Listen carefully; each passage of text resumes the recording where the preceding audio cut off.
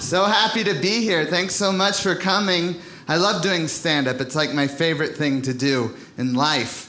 But when my friends find out that I do stand-up, they're always very surprised for some reason. They go, "Really, you do stand-up? You're so reserved. You always keep to yourself." They describe me like how the neighbor of a murderer describes someone to the news. You know how the neighbor's always very surprised it was a shy person that killed everybody? Like shy people are going around like, "I'd like to kill someone, but where do you meet people?" Oh well. One day I'll work up the gumption.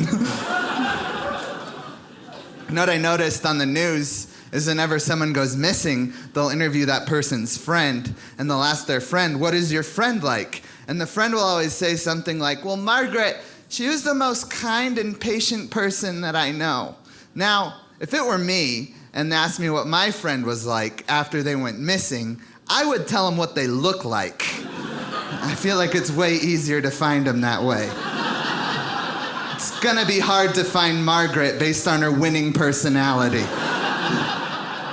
I might see a guy dragging a lady into a van. She's like, "Help me, help me." I'm like, "Whoa, that's not kind or patient.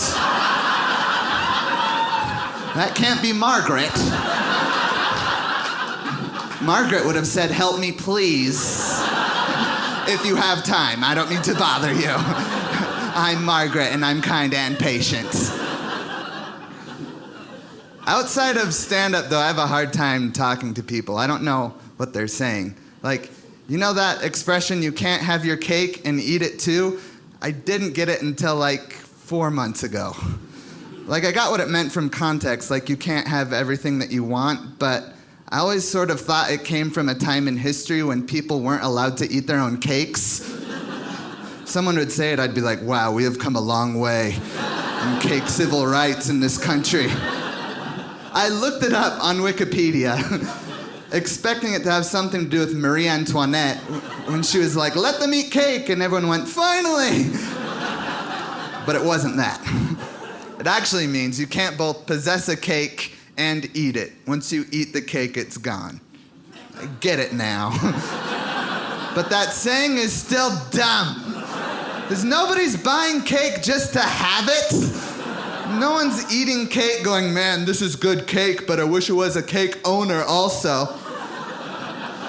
That's your problem. Buy a second cake. People will come over and be like, "What's that cake for?" "Well, that's just the cake that I have." "Can I eat some?" "Oh no, we don't eat the having cake. We eat the eating cake." And I ate it already. Another expression that bugs me that people say is the definition of insanity is doing the same thing twice and expecting a different result. Whenever someone says that, I like to pretend I didn't understand, so they'll repeat it. Oh, you think you're so smart? Now, you should click. Click on something. Anything.